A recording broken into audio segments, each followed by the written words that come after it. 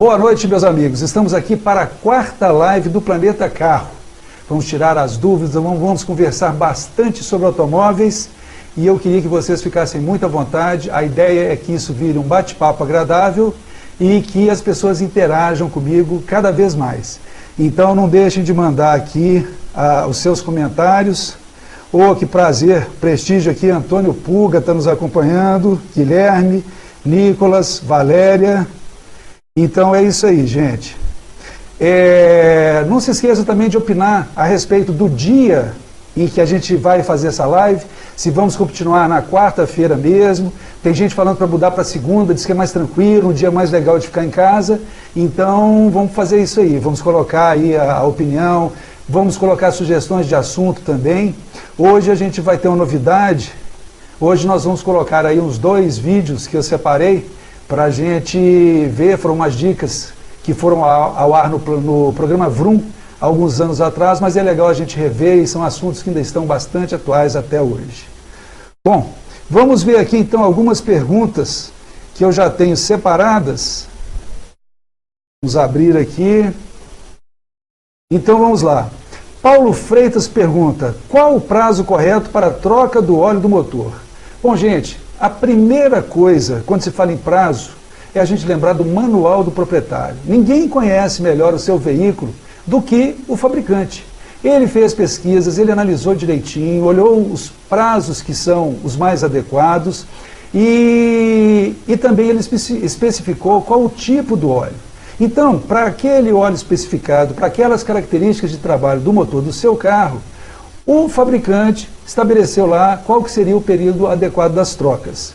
Agora, é importante ver que os manuais normalmente trazem explícito que o veículo que anda em condições severas deve ter o período da troca de óleo encurtado, porque essas condições severas elas vão implicar num desgaste mais rápido do óleo, numa deteriorização dele mais rápida. Agora, o que é interessante a gente falar é o que é condições severas de uso. É exatamente o contrário do que a gente normalmente acha que seria severo.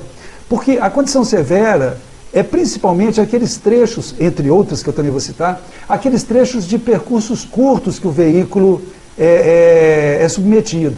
Então vamos supor, aquela dona de casa que acorda, leva o filho na escola, 3 km de casa, volta para casa. Depois ela sai na hora do almoço, vai fazer uma atividade, volta para casa. De tarde vai buscar o filho na escola. O problema disso é que o veículo, funcionando por pouco tempo, o motor não chega à temperatura normal de trabalho. E isso é muito importante, eu vou explicar por quê. Com o funcionamento do motor, um pouco do combustível que está presente na mistura ar-combustível em cima dos pistões, ele passa para a parte interna do motor, onde fica o lubrificante, e esse combustível tende a se misturar ali no lubrificante. Quando o motor se aquece, esse combustível ele evapora e o lubrificante fica lá perfeito, livre de combustível. Mas quando você liga o carro, dá uma partida, o motor está super frio, nessa hora há maior passagem de combustível para o lubrificante. Se você não funciona ele bastante tempo até esquentar, esse combustível vai ficar no óleo. Logo mais para frente, esse veículo vai ser utilizado de novo. É dado partida novamente, mais combustível vai para o óleo e mais uma vez o percurso é curto e esse motor não chega à temperatura normal de trabalho. Então, quer dizer, você vai cada vez mais tendo combustível misturado no lubrificante. E aí você vai ter reações químicas, o lubrificante vai polimerizar, que vai dar aquela famosa borra no motor. Eu não sei se todo mundo já ouviu falar, mas essa borra, o engrossamento do óleo, é como se fosse um colesterol na parte interna do motor, e ele funciona como o colesterol no organismo humano. Ele entope as passagens de óleo, passagens do comando de válvula, tuchos, e ele acaba impedindo a lubrificação em certos componentes, e isso vai acabar com o seu motor. Acho até interessante a gente aproveitar e assistir o videozinho que foi feito no programa Vroom, quando que foi mesmo? Foi em 2012, no dia 8 de outubro de 2012. Técnica, coloca para nós aí o vídeo da borra de óleo. O óleo pode engrossar, entupindo a tubulação interna do motor, impedindo a lubrificação. Muitas vezes isso ocorre sem aviso e quando você vê, já era.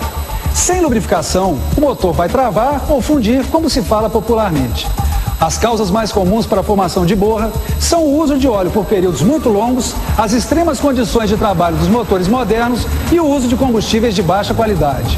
Algumas fábricas de automóveis reduziram os intervalos para as trocas, mas não divulgaram bem o assunto e muita gente está seguindo os prazos antigos. Outro problema é que o manual do proprietário não explica o que são condições severas. Por incrível que pareça, levar as crianças na escola pertinho de casa é uma aplicação severa por você ligar o motor e andar pouco. Para ficar mais tranquilo, o óleo e o filtro devem ser trocados a cada 5.000 quilômetros ou 6 meses. Em caso de qualquer barulho estranho, procure seu mecânico e evite danos graves ao motor. Bom, gente, então vocês viram aí o aspecto que fica o interior do motor. Essa polimerização da composição química do óleo, que inicialmente ela é de cadeias mais curtas e com essa utilização, contaminação de combustível, as cadeias vão ficando longas. Vocês viram então como que fica uma sujeira grossa. Se você desmontar esse motor, dá para tirar de colher o óleo, fica numa viscosidade muito grande, isso entope tudo. Então vamos voltar lá à pergunta do Paulo Freitas. Primeiro, ver o manual do proprietário, trocar o óleo religiosamente naqueles períodos que estão estabelecidos ali. Em caso de utilização severa, que é essa utilização em trechos curtos ou condições extremas de desempenho, um uso competitivo, então no manual vai dizer lá todas as circunstâncias que são atinentes à utilização severa. Aí você vai trocar o óleo com um período mais curto. Em geral, isso não serve para todos os veículos, mas em geral é entre aí 5.000 e 7.500 quilômetros, que é a troca normal. Mas não esqueça de olhar o manual, tá certo?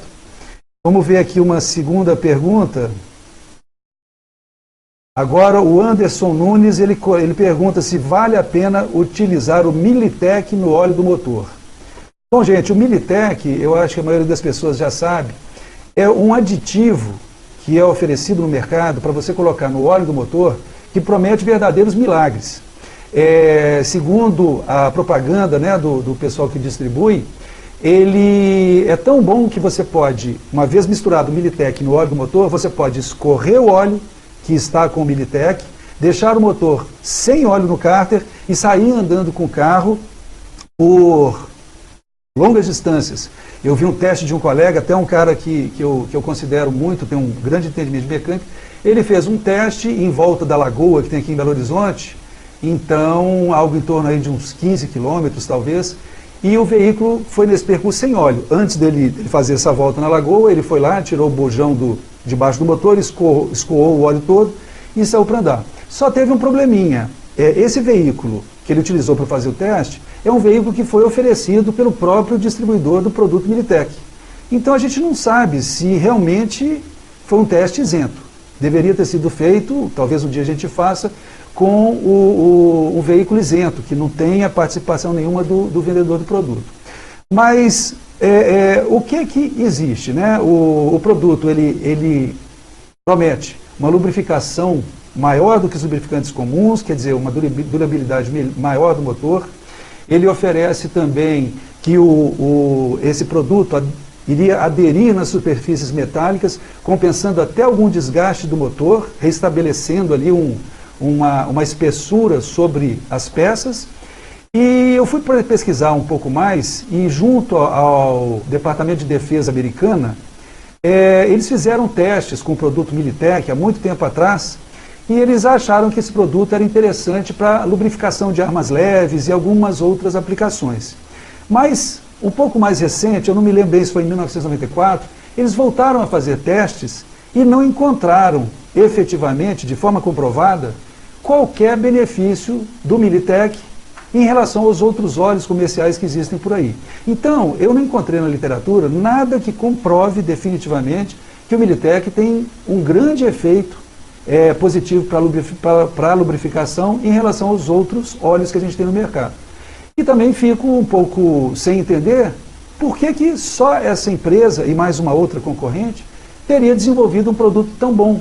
Por que os outros produtores de óleo, como a nossa Petrobras, como as outras grandes marcas que existem no mundo, não descobriram um produto tão bom? claro que elas iriam querer também ter uma participação no mercado. E com o poder de pesquisa que as grandes petroquímicas têm, eles, por que não teriam conseguido? Então, fica uma dúvida, a gente vai ter que voltar a ver. Eu, no meu carro, não ponho o Militec, troco com o óleo recomendado pelo fabricante e eu acho que está bastante bom, tá certo? Vamos ver aqui uma outra pergunta. Paula Cardoso Dias, ela coloca aqui, perdi a chave reserva do carro dela, né, imagino. Tenho que fazer outra na concessionária ou pode ser em chaveiro mesmo? Bom, gente, essa questão de chave, hoje em dia, ficou bem mais complicada do que era mais tempo atrás.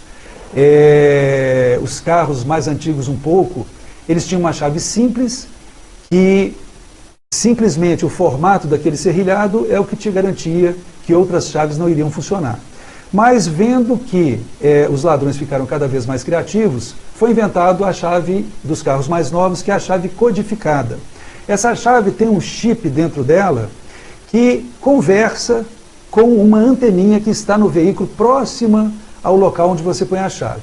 Então essa pergunta até a gente já falou sobre ela na live anterior, mas vamos falar de novo. Quando você coloca a chave no tambor de ignição e gira, uma antena que está lá no carro, naquela próxima coluna da direção, manda um sinal de radiofrequência para a chave responde. Então é como se fosse uma senha Abit Sésamo. Se o carro mandar uma pergunta para a chave, é você ou não é? Se a chave falar a senha errada, ela não é a do carro. Se falar a senha certa, ela é a do carro. Então, se o seu carro, que a pessoa está perguntando, ele tem a chave codificada, é um pouco mais complicado, essa chave é um pouco mais cara. Mas existem bons chaveiros que podem fazer o serviço por um preço. Eu já precisei desse serviço algum tempo atrás, e eu fui num bom chaveiro que tem aqui na minha cidade, e ficou perfeito. O preço saiu bem mais barato que na concessionária. Mas convém consultar. Se na concessionária o preço estiver próximo ou igual de um chaveiro, faça na concessionária, tá bom, ô Paula? Nós temos perguntas aqui, deixa eu ver aqui que a técnica me passou.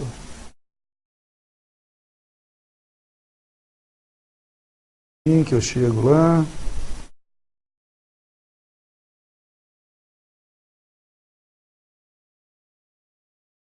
Antônio Humberto Pereira de Almeida. E quais são as perspectivas temporais dos carros elétricos? Tem uma outra antes? Então, espera aí que eu tenho que conseguir rolar aqui as perguntas. Só um instantinho. Então, está aqui, ó. Boa noite, Sérgio Melo. 2 perguntas. Não sei se você já respondeu alguma delas no programa.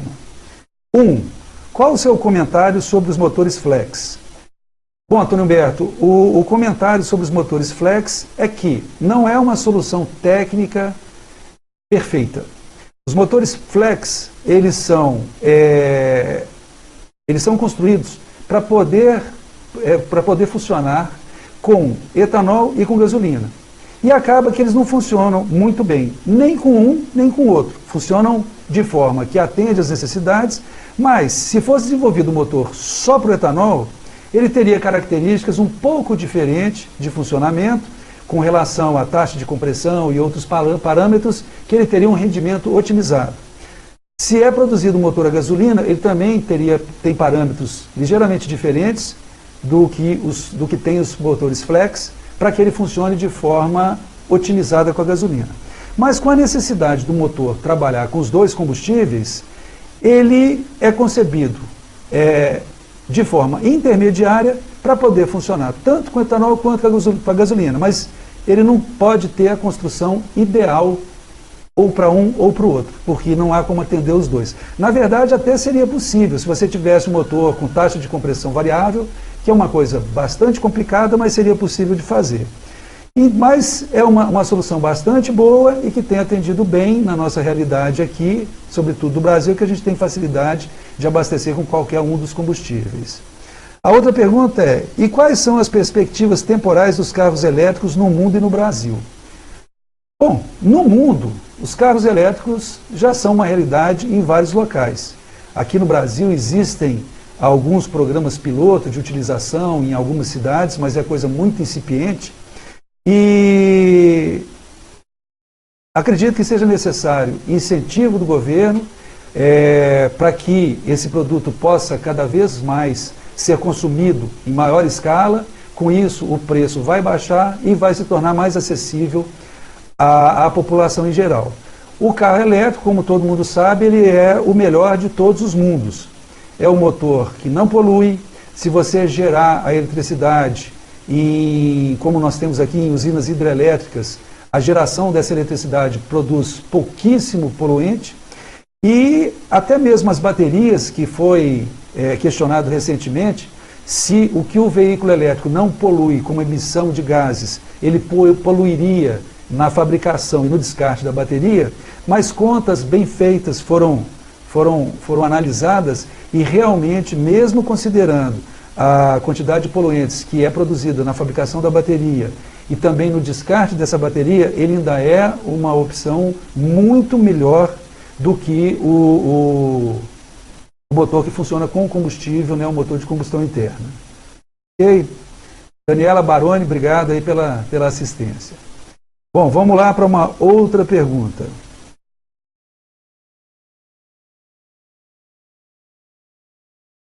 Paula Cardoso, já falei. Valéria da Mata. Meu carro começou a sumir a gasolina do tanquinho de partida a frio. Desde então, não abasteci ele mais. Então, deixa eu acabar de ler. Só ando com gasolina. Então é o seguinte, o reservatório de partida a frio do carro dela começou a sumir a gasolina que ela colocava lá dentro.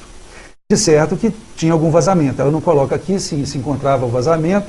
E aí ela não abasteceu mais o tanquinho de partida a frio e só está abastecendo o veículo com gasolina. Bom, Valéria, não tem problema não.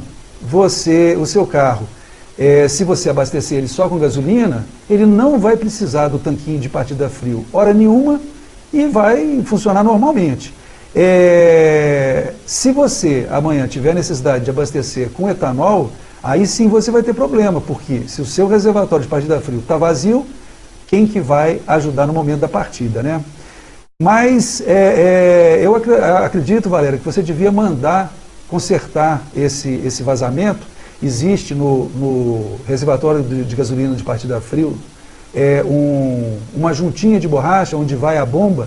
Essa juntinha costuma ressecar com o tempo, é uma coisa super barata, não vai ser um serviço caro, provavelmente não, então você devia fazer. A maior dificuldade do tanquinho de partida a frio, né, do reservatóriozinho onde a gente põe gasolina, é que às vezes ele fica localizado num lugar bem difícil do carro, você tem que desmontar outras coisas. Em alguns veículos ele fica dentro do paralama, debaixo de uma forração que vai próxima à roda, e então esses é mais difícil um pouquinho, vão te cobrar uma mão de obra. Agora, em outros veículos que o tanque de partida a frio, ele fica lá no compartimento do motor, aí é bem fácil fazer a troca, é uma coisa muito baratinha, você não precisa de ter medo. Vamos ver uma outra pergunta aqui. Ângela Mara Faria. Quando se troca a pastilha, tem que também trocar o disco? Bom, Ângela, não é a princípio necessário trocar o disco, sobretudo numa primeira vez que você troca a pastilha.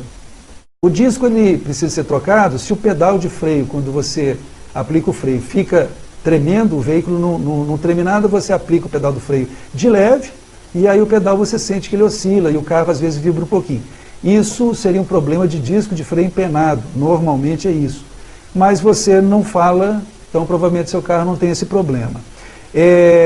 Agora, quando você já trocou a pastilha uma vez, já está terminando o segundo jogo de pastilhas, é comum de o disco já ter um desgaste bastante acentuado. E aí, se esse disco já ficou abaixo da espessura mínima determinado pelo fabricante, ele passa a ser perigoso, aí você precisaria de trocar. E outra coisa também, esse fato do disco já estar desgastado, como ele não desgasta de forma plana, ele desgasta de forma abaulada, o desgaste é maior no centro da área onde fica a pastilha do que nas bordas, quando você põe uma pastilha nova, ela não assenta perfeitamente na superfície do disco. Na hora de frear, essa pastilha não vai ter toda a área de contato, e isso pode ser até perigoso.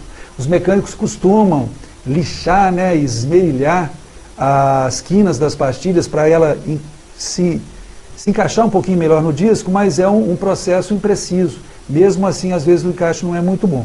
E como os discos agora, pelo menos dos carros mais comuns, já são bastante baratos, eu tenho visto discos aí por R$60, às vezes até um pouquinho menos, não vale a pena você deixar de trocar se o disco já estiver desgastado.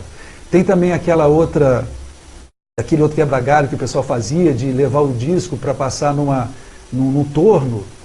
Não é um serviço muito bom, não. Muitas vezes ele até deixa o disco um pouquinho, a superfície um pouquinho irregular, aí o freio começa a vibrar, não é muito legal, não. Agora um outro aqui. Paulo César, meu carro trepida na arrancada. Será que a embreagem está acabando?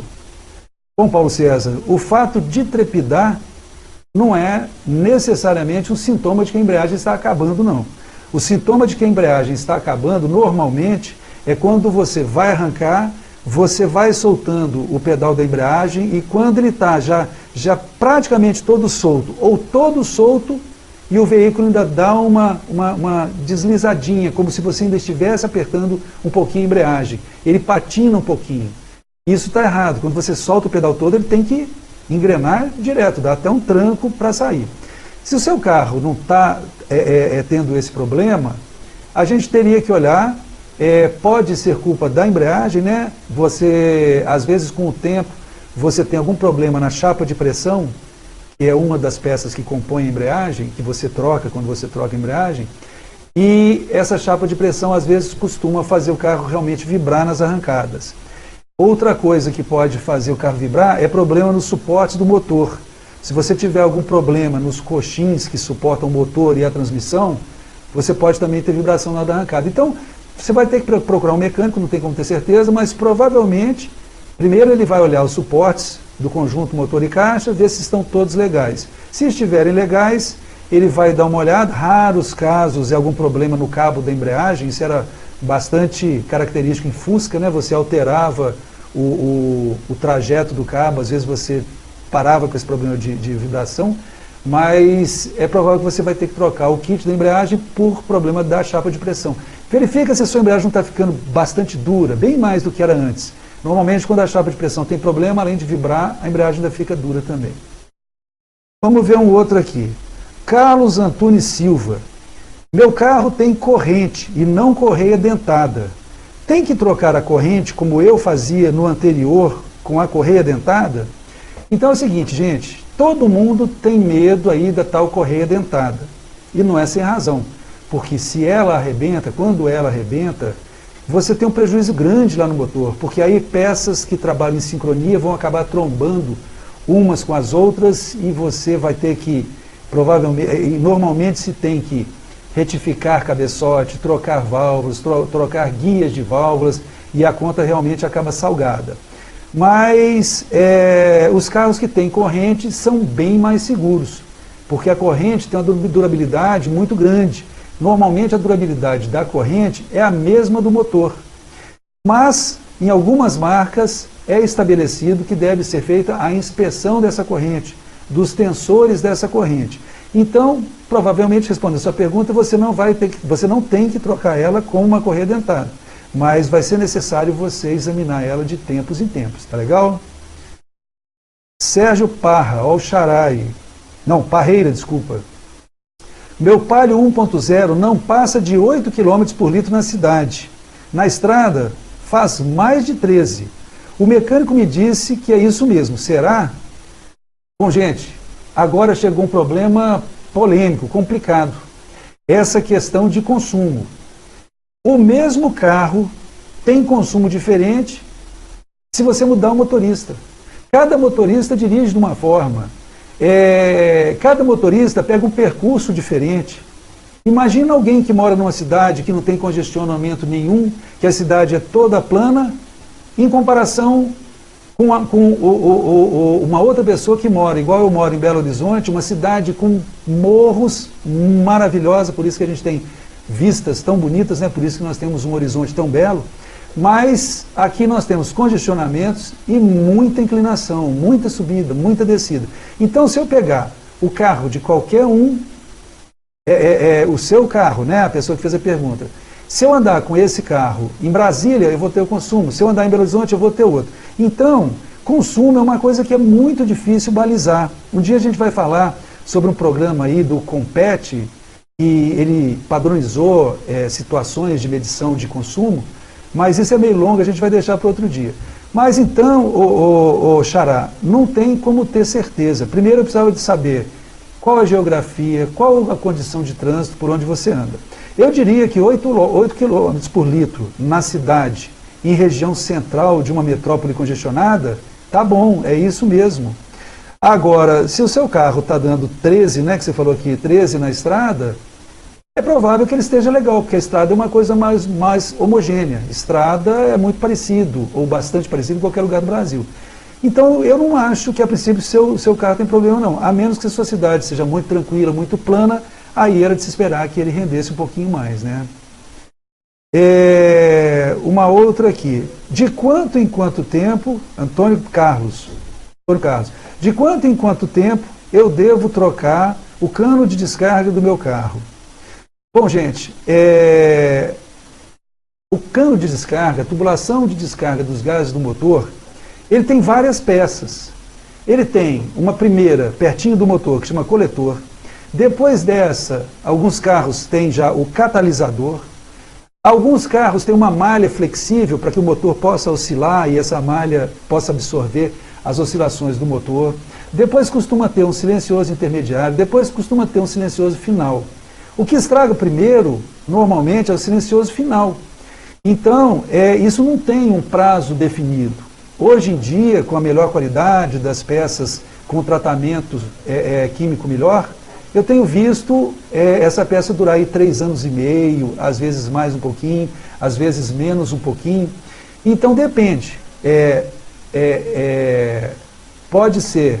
E também dependendo de condições de uso. Se você liga o carro e faz grandes trajetos, toda a água que saiu do motor, a água produzida pela própria combustão, se você faz grandes trajetos, toda a água que sai do motor encontra toda a tubulação de descarga quente, então ela não condensa em lugar nenhum e vai embora pela descarga. Agora, a pessoa que está com o carro frio, dá a partida, aí aquele vapor d'água que está saindo pela descarga, ele encontra a descarga fria, ele condensa e empoça dentro da descarga.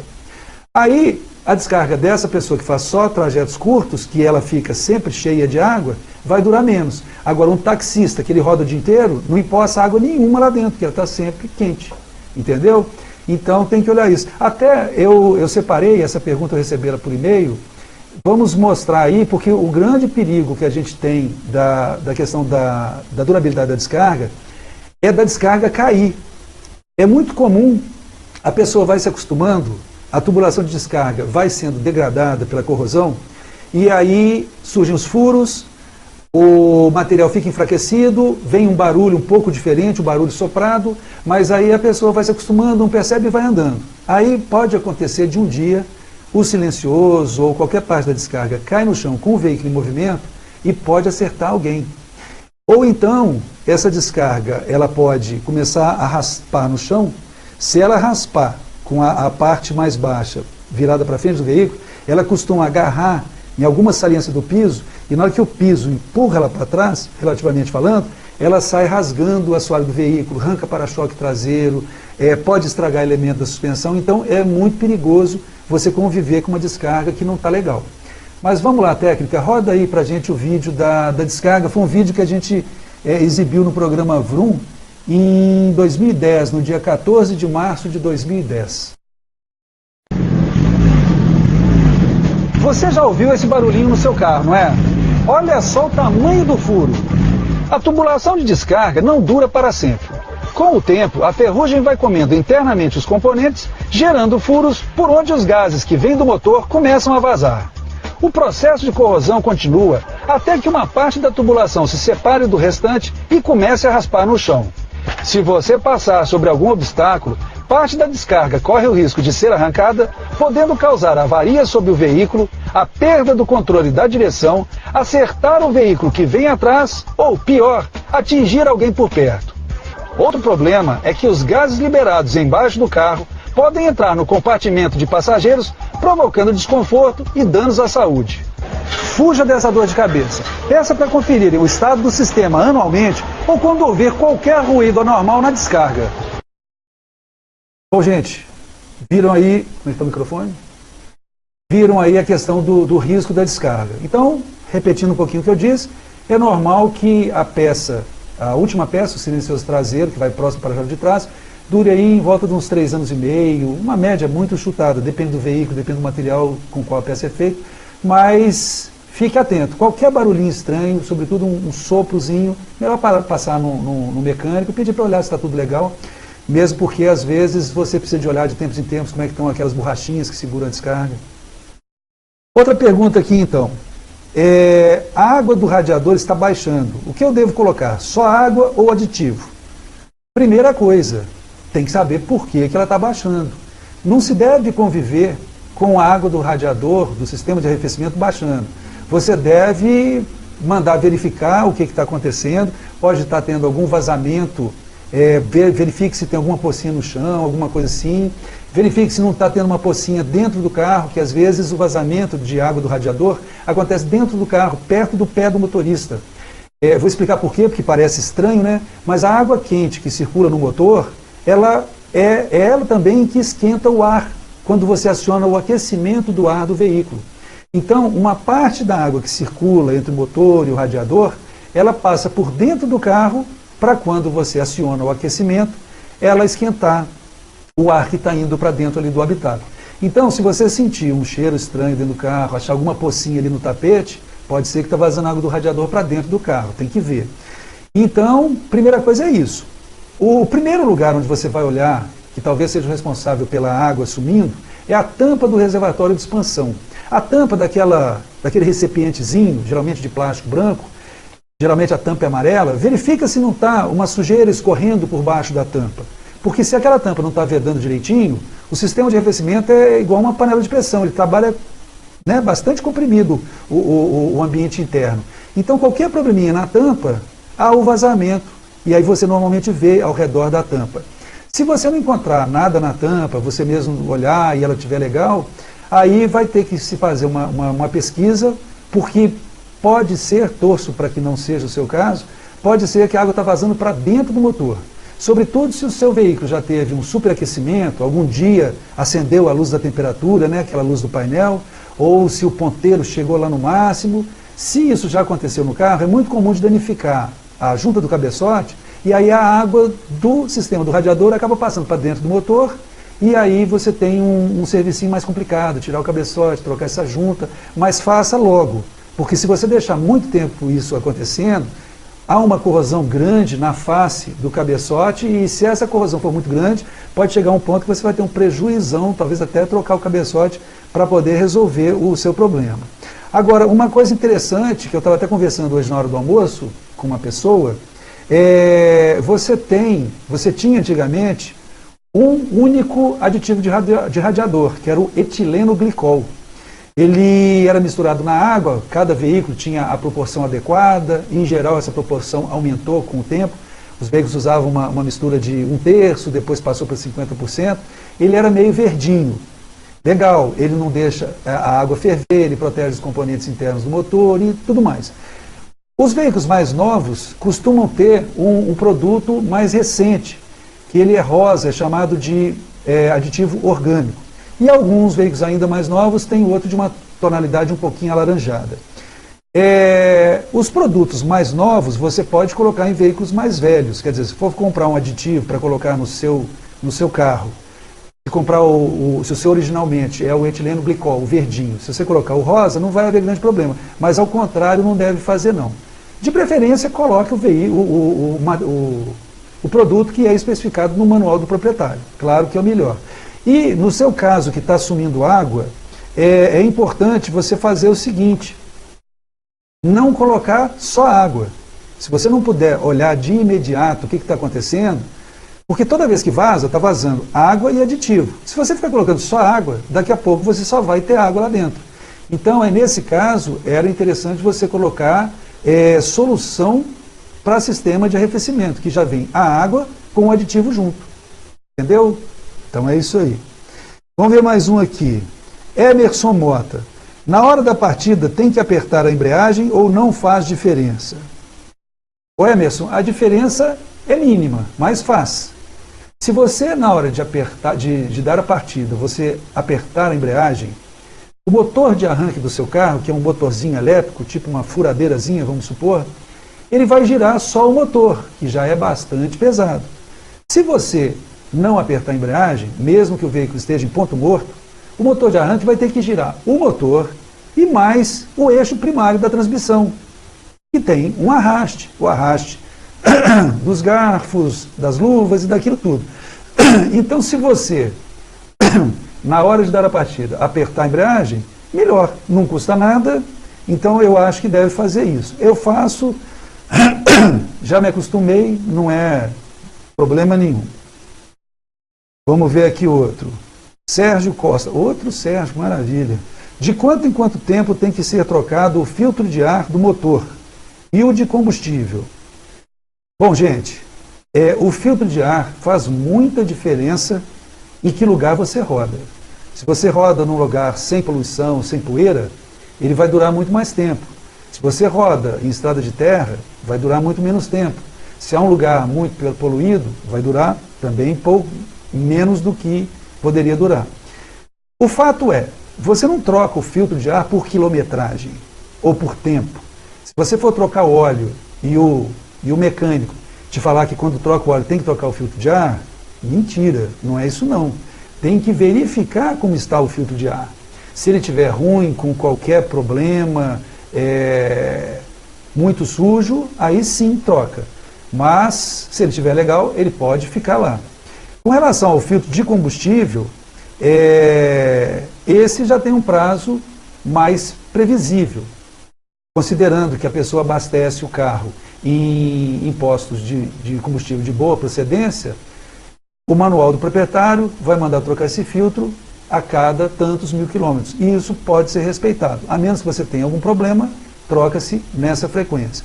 E já que a gente está falando de filtro, a gente devia também falar sobre o filtro de cabine. Porque ele colocou aqui esses dois filtros, mas não colocou o de cabine. Tá. O filtro de cabine, ele é aquele filtro por onde passa o ar que vem de fora do carro para dentro dele, para o sistema de ventilação. Então, esse filtro também deve ser examinado de tempos em tempos e trocado se ele estiver saturado ou não. É interessante que realmente é comprovado que pessoas alérgicas, com o tempo, se não fazem a troca desse filtro de cabine, elas começam a ter problema. E você colocando um filtro novo, que vem até com um perfuminho, o ambiente fica agradável, eu acho que é uma coisa que vale a pena ser considerado. Deixa eu ver aqui então se tem perguntas. Só um instante que eu preciso chegar lá.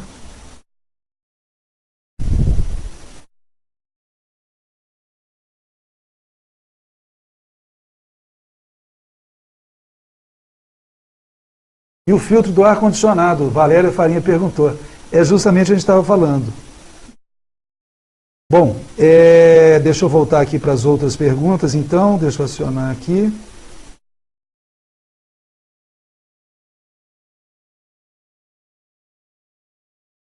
Um pouquinho. Vamos lá. De quanto em quanto tempo? Patrícia Costa pergunta. Quando troca o óleo do motor, tem que colocar o flush? Se não usar, o que acontece? Bom, essa pergunta é interessante. O flush, primeiro, o que é? O flush é um solvente de borra. Com o funcionamento normal do motor, ainda que ele não gere uma quantidade que possa trazer prejuízo de borra, você tem alguma aderência de material em alguns locais do motor. Esse flush, ele tem condições de ir nesses locais e de dissolver esse material que começa a ficar aderido. Quando é a tal da borra, melhor ainda que ele possa dissolver, porque a borra ela vai se acumulando em certos locais, como eu já disse no começo da live, entope dutos de óleo, e ela entope muito frequentemente o local, né? Quando você toma um suco, tem um canudinho que pega o suco no fundo do copo. No motor é assim, você tem um canudinho que chama pescador, que pega o óleo lá no fundo do recipiente, que se chama cárter.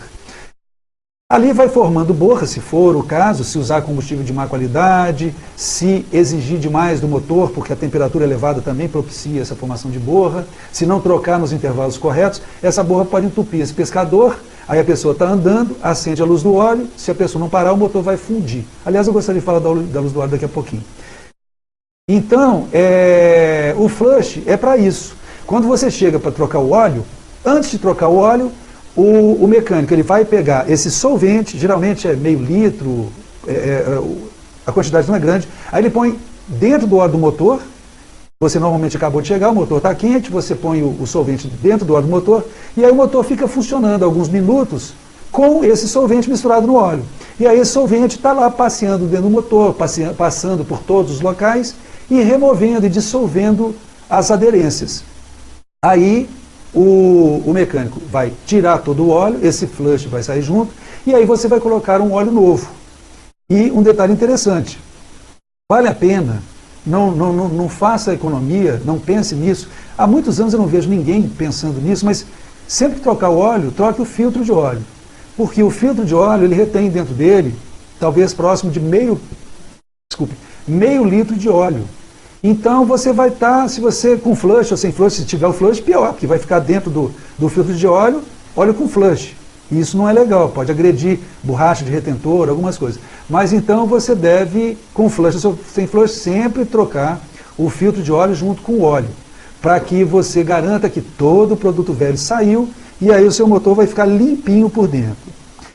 Enquanto eu vou aqui de volta no Facebook, para poder ver a pergunta que a técnica me alertou, eu queria falar dessa luz do óleo.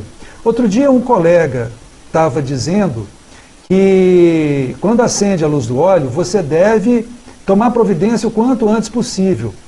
Loucura! Se acendeu a luz do óleo, você tem que parar. A luz do óleo, ela acende quando para a lubrificação do motor. Então, se a luz do óleo acendeu, amigo, você está sem lubrificação, vai fundir o motor. Claro que ele anda mais um pouquinho, mas não pense, caso você esteja na estrada, que dá para você seguir tranquilamente. Claro, se for um lugar perigoso, você vai se fundir o motor, fazer o quê? Você vai com todo cuidado, etc. Agora, o certo é você não andar com o carro. Então, se você está na cidade, acendeu a luz do óleo, você encosta esse carro, chama o reboque e manda levar para a oficina. Não vai andando não, porque você está provavelmente sem lubrificação. Claro que pode acontecer do sensor de pressão do óleo ter dado defeito e está contando uma mentirinha, dizendo que está sem lubrificação, mas não está. É simplesmente o sensor que está equivocado. Mas eu não correria esse risco, porque mesmo que você ande um pouquinho e não der um problema na hora, esse pouquinho que você andou pode comprometer as peças internas e mais lá para frente seu motor que ia rodar até 200 mil quilômetros, ninguém vai se lembrar por quê, mas ele vai acabar talvez com 130 mil quilômetros. Então, não ande com a luz do óleo acesa. Vamos ver aqui o outro. Guilherme Carvalho, grande Guilherme. Boa noite, Sérgio Melo. Quais é a sua opinião sobre a troca de óleo? Melhor usar um óleo comum e trocar regularmente ou usar um óleo mais caro e fazer trocas com mais quilometragem? Eu prefiro usar o óleo especificado pelo fabricante e trocar no intervalo especificado pelo fabricante, se for em condição severa, também com um intervalo mais curto especificado pelo fabricante. E eu não gosto dessa sugestão que muitos mecânicos ou frentistas apresentam, que não, põe um óleo melhor e aí você troca, em vez de trocar com 7 mil, você troca com 15, você troca com 20. Tá certo, o óleo melhor pode até rodar mais tempo, mas a contaminação que ele vai sofrer dentro do motor pelo combustível, impureza, carbonização, eu acho que não vale a pena. E já fiz a conta na ponta do lápis, fica mais barato você trocar com maior frequência o óleo que atende às especificações do carro, que é um óleo mais barato, do que colocar um maravilhoso óleo caríssimo e em prazos maiores. Costuma ficar mais caro pelas contas que eu fiz. Francisco Guimarães está nos prestigiando aí. Bom, gente, vamos ver aqui mais uma. Preciso voltar lá para as perguntas. Isso aqui é meio complicado. Bom, essa de WhatsApp. Sérgio, já que você falou da luz do óleo, poderia falar de todas as luzes que tem no painel. Seria possível? Obrigado. Patrícia só. Bom, gente, então vamos atender aqui a solicitação da Patrícia. Quais as luzes mais importantes que a gente tem no painel? A luz do óleo, geralmente vermelha, pelo perigo que ela representa. Você tem a luz do alternador, normalmente, e ela é vermelha também, porque normalmente, junto com o alternador, outras coisas estão funcionando com ela, junto com ela. Muitas vezes a bomba de água, ela funciona junto com o alternador. Então, se acendeu uma luz vermelha, que tem ali no desenho de uma bateriazinha, com mais ou menos, uma coisa quadradinha, com 2 pininhos em cima, essa você até pode tentar andar um pouquinho até a oficina, ou até uma situação mais confortável, né? Sair de uma estrada, alguma coisa assim. Porque se houver um problema que acenda a luz da bateria, você não vai ficar sem energia elétrica no carro de imediato. A bateria, durante algum tempo, ela vai continuar alimentando o veículo. E se, junto com a bateria, parou de funcionar a bomba d'água, você fique de olho na temperatura do veículo e vai vendo se a temperatura está subindo. Por isso que eu gosto quando os veículos têm ponteiro de temperatura. Porque se não tiver ponteiro de temperatura e você tentar andar mais, daqui a pouco acende a luz, e quando a luz acende, aí você tem que parar.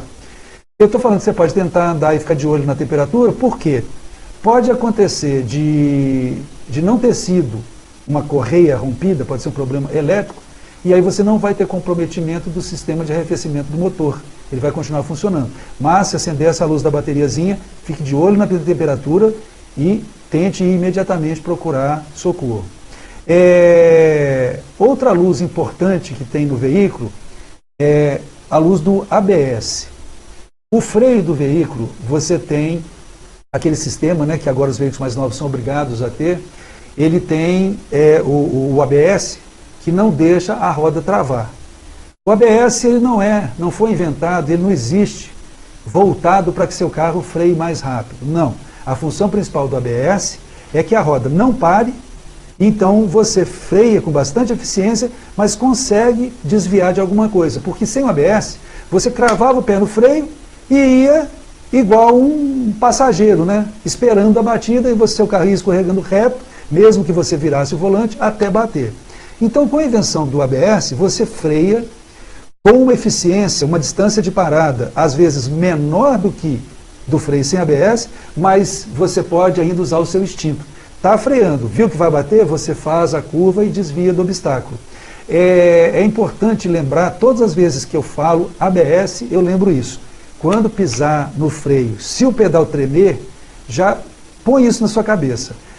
Continua pisando firme, não se assusta, é normal. O ABS, ele treme o pedal. Vai melhorar. Os ABS mais novos já são de 64 bits, então ele é mais rápido, você sente menos a vibração do pedal, assusta menos, mas mantenha o pé firme. Então, se a luz do ABS acender, esse sistema não vai funcionar. Se você frear, as rodas vão travar, e até eu arriscaria dizer que elas vão travar de uma maneira mais perigosa do que num veículo que não tem o ABS.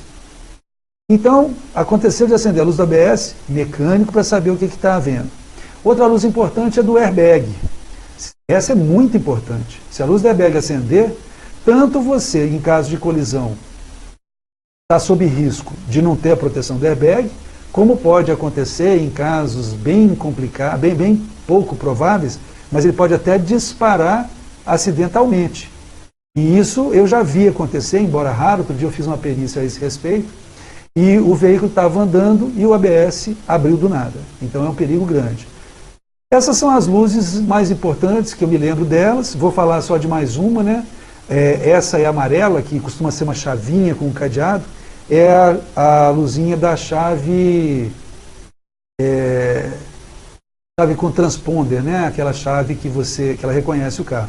Se essa luzinha com o carro andando ela acender, o carro normalmente não vai parar por questão de segurança. Mas é possível que quando você desligar ele, você não consiga ligar de novo. Pode até você desligar e conseguir ligar de novo, mas é melhor olhar se essa luzinha acender, para que não aconteça por enquanto ele está funcionando com a luz acesa, mas amanhã ele pode parar de funcionar de vez. Certo? Vamos ver, a gente tem tempo aqui para mais uma? Tem. Deixa eu voltar aqui, só um instantinho. Sérgio, meu carro, com 3 meses de uso, apresentou problema e me falaram que não havia peça na concessionária. Eu retirei o veículo, voltei a andar com ele. O carro apresentou um novo problema. Eu voltei na concessionária. Eles falaram que a peça ainda não tinha chegado. E isso já está se estendendo há mais de 3 meses. O que fazer? Bom, essa questão é interessante. O Código de Defesa do Consumidor ele dá 30 dias para que o defeito seja reparado, senão pode ser desfeito o negócio, pode ser feita a troca do bem por um outro igual, de igual valor, e pode também ser indenizado o proprietário no montante adequado ao prejuízo que aquele problema representa. Esses veículos que vão e voltam da concessionária, isso daí é um problema complicado.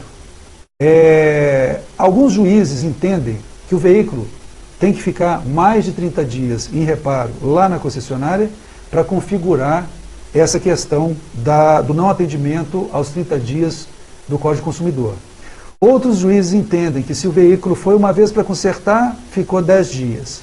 Saiu, não ficou bom, voltou para consertar o mesmo defeito, ficou mais 15 dias, 25. Saiu, não ficou bom, voltou para o mesmo defeito, ficou mais 10 dias. Aí já foi extrapolado, né, o prazo previsto, então alguns juízes somam tudo. Agora, tem que tomar cuidado, não são todos que somam não, isso daí vai de cada caso. Mas tem que tomar cuidado porque, no seu caso da pergunta, se você levou o carro várias vezes, você precisa fazer constar na ordem de serviço que o defeito era o mesmo. Porque muitas vezes a concessionária não escreve na ordem de serviço o que você fala com ela. A ordem de serviço é uma coisa unilateral, ela é preenchida pela concessionária. A maioria das pessoas que eu conheço não presta atenção no que foi escrito na ordem de serviço. Aí o carro, vamos supor que o problema é sempre de embreagem. Aí, da primeira vez escreve problema na embreagem, da outra vez escreve carro trepidando, da outra vez escreve luz de alta temperatura da transmissão acesa. Então, muitas vezes não fica claro se foi o mesmo defeito ou não. Então eu aconselho a todo mundo de sempre fazer questão de que fique anotado certinho na ordem de serviço qual que era o problema. E eu digo mais, o que eu sempre fiz eu escrevo a lista de tudo que eu quero que seja verificado e só pego um recebimento da concessionária. Porque na hora que você está deixando o carro, não tem briga nenhuma, não tem confusão nenhuma, ninguém se recusa. Eles até não fazem uma cara muito boa não, mas ninguém se recusa a assinar o documento. Mas aí está tudo certinho, você pede para olhar aquilo tudo e pronto. E fica mais fácil de comprovar o que aconteceu com o veículo. Tá bom? Então, já que tem mais uma pergunta, deixa eu ir nela aqui. Espera um pouquinho. Isso aqui não está prático, viu? Ficar mudando no celular. Mas eu tentei acompanhar por um laptop, mas eu não consigo ver todas as perguntas. Talvez sou eu que não estou sabendo fazer, mas deixa eu ver essa pergunta. Tá, Guilherme Carvalho. Qual é o seu conselho para não aquaplanar na estrada? Bom, Guilherme, primeiro conselho é o pneu em boas condições. Se o pneu está novo, você tem aqueles sulcos por onde a água escapa quando o pneu avança sobre chão molhado. Chão molhado não é o pior, o problema é quando você tem uma lâmina d'água de alguns centímetros. Aí, o que acontece se o pneu está novo, a hora que o pneu avança sobre essa água, desde que essa lâmina não seja muito espessa, a água entra por aqueles sulcos, escapa para frente, para trás, para o lado, e o pneu consegue ter contato com o piso. Mas se o pneu já está pertinho do final, com 1 milímetro de borracha, 0,6, né, chegando ao TWI, não tem espaço por onde a água passar. Aí o que vai acontecer é uma prancha de surf. Quando você põe uma prancha de surf sobre a água, ela desliza. E é isso, justamente isso que acontece com o pneu do carro, se tiver careca, é a perfeita prancha de surf. Mas se ele tiver com pouca espessura, também é problema. Como mais que se pode evitar essa questão da aquaplanagem? Evitar a poça d'água, tentar ficar atento possíveis lâminas de água. Se você está na estrada, tem um macetinho que não funciona muito, não, é difícil você ver isso, mas se você está andando e tem marcas pelo retrovisor claras no piso, bem definidas, seu pneu está em contato com o piso. Se você começa a ver que as marcas não estão bem definidas, já é provável que seja um piso de uma drenagem pior, seu pneu não está grandes coisas e você não está deixando a pista bem sequinha atrás do seu pneu. Essas faixas pode olhar, mas é difícil você ver isso pelo retrovisor, com o vidro de trás, né, respingado de água, mas é uma dica que as pessoas usam também. Agora, já que nós estamos falando de aquaplanagem, eu vou tentar passar uma dica para a hora do desespero aí. Se você estiver numa estrada molhada, pegou uma lâmina de água mais espessa, a primeira coisa que você nota é o volante ficou leve e o carro fica silencioso. Você não ouve a quantidade de barulho, aquele barulho do pneu com o piso, ele diminui. Então você está aquaplanando. Nessa hora, faz o quê? Primeiro, não mexe no volante. Mantém, se você tiver um pouquinho viradinho, tenta desfazer um pouquinho a curva e fica ali na pontinha dos dedos, sem qualquer golpe, tenta ir controlando o carro, desacelera, não bruscamente, mas desacelera, porque aí você tende a julgar o peso do veículo, ele tenderia a se inclinar um pouco mais para frente, e você consegue melhorar o contato das rodas dianteiras, mas eu não tiraria nem o pé por completo, você só alivia e tenta levar o carro até do lado de lá dessa lâmina d'água. Normalmente, quando você passa por isso, você sente que o carro dá um tranquinho e readere, porque é muito difícil você ter uma região com lâmina d'água muito grande. Normalmente você consegue sair do outro lado. E muito cuidado, porque são inúmeros os casos de acidente. Você costuma ter uma descida e é frequente você ter uma subida logo em seguida, com um pequeno ou quase nulo trecho plano. Muitas vezes você tem uma descida, aí uma curva e começa a subida. É muito normal de vir descendo água e formar um curso d'água bem no meio da curva. Se você vê essa aguinha descendo no meio da curva, reduz a velocidade antes, porque é ali que normalmente a pessoa entra com a aquaplanagem, o carro começa a ir para fora da pista, a pessoa instintivamente puxa ele, vira o volante mais para dentro da curva, aí é que ele perde a aderência de vez e vai embora da estrada. Então, muito cuidado nesse riozinho cruzando a pista. Você até deve ter acontecido com todo mundo que ouvir, que assistir esse vídeo, eu acredito que já tenha acontecido com todo mundo. Às vezes você está numa pista reta, tem esse cursozinho d'água, você acelera, você nota que o veículo dá uma acelerada a mais. E isso é porque você aquaplanou. Só que na reta não tem problema, sendo um curso d'água. Na curva é que é o problema. Então, tá bom, gente?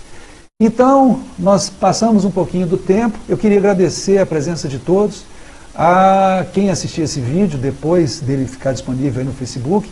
E eu queria que vocês mandassem as perguntas durante a semana. Pode mandar pelo Messenger, inbox. Vou responder mais uma pergunta. Inbox ou o que for, gente. Eu quero que todos tenham liberdade. Eu quero que a gente daqui a pouco esteja batendo papo, não sendo só uma coisa. Eu quero pegar a informação de vocês. Eu quero também ter o feedback. Eu quero que vocês critiquem as coisas que eu digo. Eu quero que vocês me façam pensar, me tragam informações novas. Tá? Vamos ver aqui. João Batista. Grande João. Fiquei muito orgulhoso com aquela sua entrevista essa semana, hein, João? Maravilha. Por que todo BMW, quando frio, dá a sensação de estar batendo pino? Oi? Porque todo motor BMW, quando frio, dá a sensação de estar batendo pino. João, isso daí é característica mecânica do motor. Ele não está batendo pino. Você tem a combustão um pouco diferente quando o motor está frio. A mistura é um pouco diferente. Então, o ruído que o motor faz é diferente. Alguns veículos também, quando você liga, não sei se é o seu caso, o comando ainda não está perfeitamente lubrificado. Então, às vezes você liga o motor e durante algum tempinho ele fica lá, tec, tec, tec, tec, tec, tec, e aquilo dali a pouco some, porque os tuchos, as peças do comando, elas vão ser abastecidas de óleo e o barulho vai sumir. Mas é mais isso, não é nenhum problema de batida de pino, é simplesmente uma combustão diferente e também a lubrificação do motor que está sendo feita, está abrangendo todos os componentes, tá? Cadu está assistindo, maravilha. Guilherme agradecendo as dicas. E é isso aí, gente. Então vamos nos encontrar na próxima quarta e estamos pensando de mudar para segunda-feira para ver o que é mais interessante, tá bom, gente? E eu gostaria de pedir para quem assistisse, eu gostaria de ter um retorno maior das pessoas que assistissem esse vídeo, não durante a live. Eu queria saber qual que é o mais interessante. É tão importante que seja ao vivo ou as pessoas estão preferindo mesmo deixar para assistir no horário mais conveniente? Porque isso é a internet, né? Em vez de você ter que ficar preso no horário que eu quero, você assiste esse vídeo no horário que você quer. Então eu vou ver quem assistiu até o finalzinho, eu vou pedir para esse que viu o vídeo até o finalzinho, para me dizer o que é que ele acha. Ele não quer saber de assistir ao vivo e ele quer mesmo assistir no momento em que for mais conveniente. Quero saber isso aí. Comentem, por favor, nesse sentido. Tá bom, gente? Muito obrigado a todos. Obrigado pela brilhante equipe e vamos lá, vamos tentar fazer uma coisa cada vez melhor.